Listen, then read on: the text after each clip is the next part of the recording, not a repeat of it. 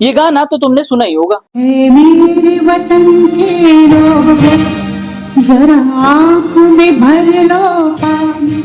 लेकिन इसके पीछे की स्टोरी सुनकर तुम्हें गूस बम्स आ जाएंगे। मतलब ऐसी स्टोरी कि उस वक्त ये गाना सुनकर जवाहरलाल नेहरू तक रो पड़े थे। अब ये बात है 1962 की, जब इंडो चाइना वॉर को बीते 3 महीने हो चुके थे। लेकिन उसके बाद एक ऐसा खुलासा हुआ जिससे सारा देश दंग रह चुका था। मैं बात कर रहा हूँ द बैटल ऑफ रिजांगला के बारे में, जो इतनी इंपॉर्टेंट मानी जाती है कि शायद आज हमारे पास ना लद्दाख होता और ना ही कश्मीर, अगर हमारे जवान यहाँ पूरी जी जान से ना लड़ते। और यहाँ सबसे बड़ा रोल आता है अहीर कम्युनिटी के वो 120 जवानों का, जो कि 13th कुमाऊं रेजिमेंट की चार्ली कंपनी का हिस्सा थे, और उनके लीडर मेजर शैतान सिंह भाटी। अब मेजर शैतान सिंह की लीडरशिप में सिर्फ 120 सोल्जर्स ने 3000 से भी ज्यादा चाइनीज सोल्जर्स का इस तरीके से सामना किया कि चाइनीज सोल्जर्स को भी खुद मजबूरन सीज फायर करना पड़ा। और सबसे हैरानी वाली बात, ये इंडियन सोल्जर्स -24 डिग्री टेम्परेचर में लड़ रहे थे, जिनमें से कईयों के पास ना राशन था और ना ही गर्म कपड़े, और तो और उन्हें सिर्फ 1 गिलास पानी पीने के लिए उसे 1 घंटे तक गर्म करना पड़ता था। अब इस इंसिडेंट के बारे में सबको 3 महीने बाद ही इसलिए पता चला क्योंकि इस बैटल के बाद वहां बहुत ही तगड़ी बर्फबारी हुई थी, और 3 महीने बाद जब बर्फ पिघली